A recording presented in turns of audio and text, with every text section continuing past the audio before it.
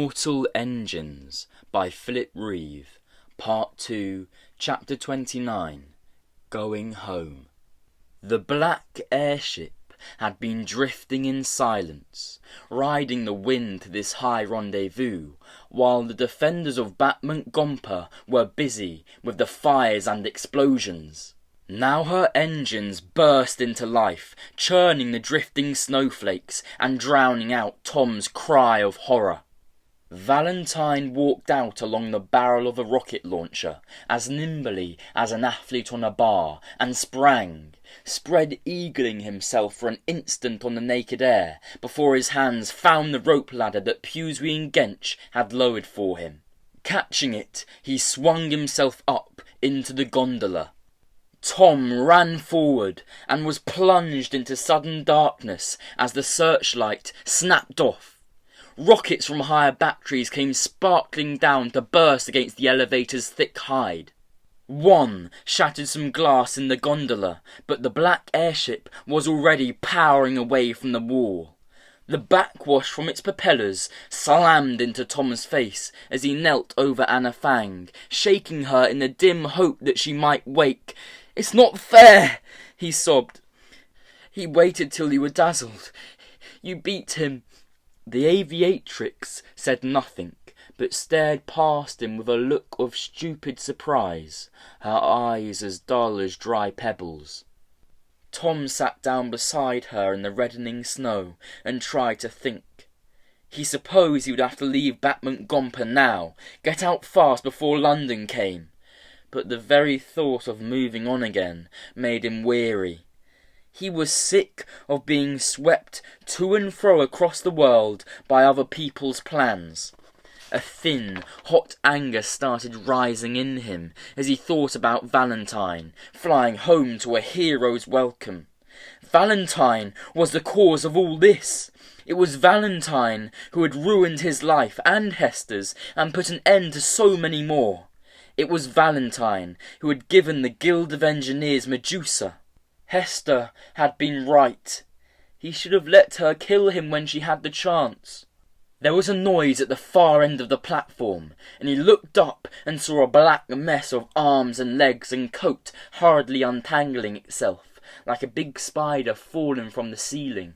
It was Hester, who had taken the wrong turning as she raced after Valentine and come out in an observation bunker high above.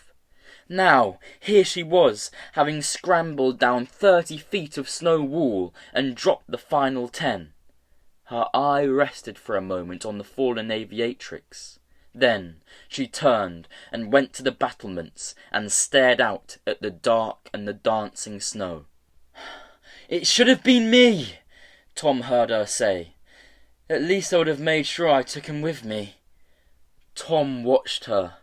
He felt tight and sick and trembly from the grief and rage inside him, and knew that this was how Hester must feel, how she had always felt ever since Valentine killed her parents. It was a terrible feeling, and he could think of only one way to cure it. He groped under the collar of Anna's coat and found the key on its thong, and wrenched it free. Then he stood up and went to where Hester was, and put his arms around her. It was like hugging a statue. She was so stiff and tense, but he needed to hold on to something, so he hugged her anyway.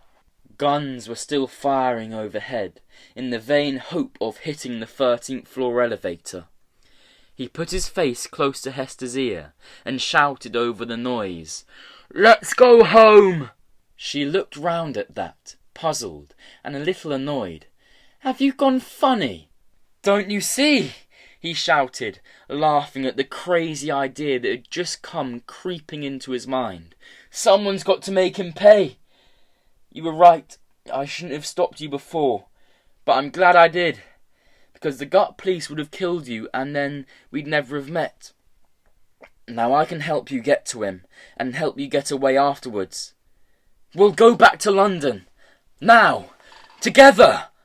"You have gone funny," said Hester, but she came with him anyway, helping him find a way back through the shield wall, while soldiers came running past them, frightened, soot-stained and far too late, crying out in woe when they saw the bodies on the rocket platform. The night sky over Batmunk Gompa was full of smoke and tatters of singed envelope fabric.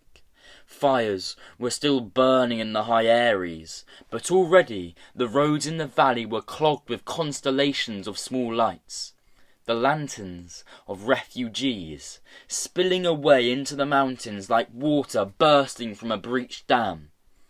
With the death of the air fleet, the shield wall was finished, and its people were fleeing as fast as their feet and mules and ox carts and freight balloons could take them. Down at the mooring platform, ships were already lifting into the smoky sky and turning south. The Kalarian girl, Scyther, was trying to rally some panic-stricken soldiers, sobbing, "Stay and hold the wall! The Southern Air Fleet will reinforce us! They can be here in less than a week!" But everyone knew that Batmunk Gompa would be gone by then, and London would be pushing south towards the League's heartlands. "Stay and hold the wall!" she begged, but the airships kept lifting past her.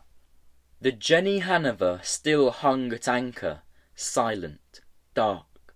The key that Tom had taken from Anna Fang's body fitted snugly into the lock on the forward hatch, and soon he was standing on the flight deck, staring at the controls. There were far more of them than he remembered. "Are you sure we can do this?" asked Hester softly. "Of course," said Tom. He tried a few switches.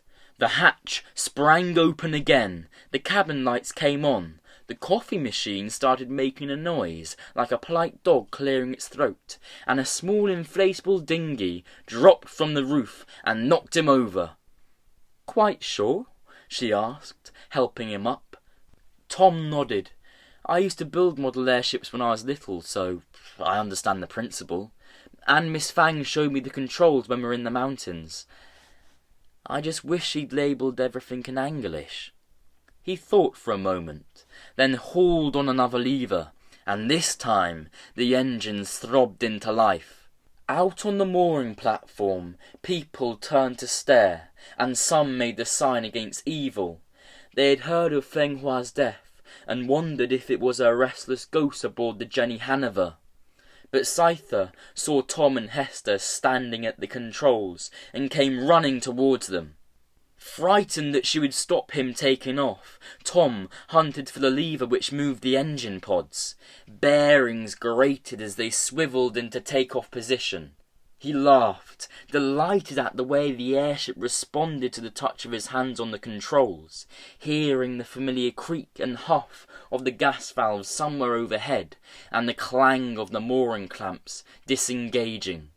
People waved their arms and shouted, and Scyther pulled out a gun. But at the last moment, Captain Cora came stumbling out onto the platform, supported by one of his crewmen, and gently took it from her.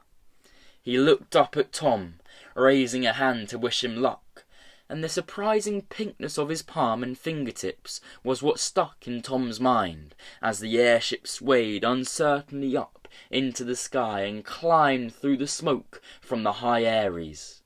He took one last look down at Batmunk Gompa, then swung her out over the shield wall and turned her nose towards the west. He was going home.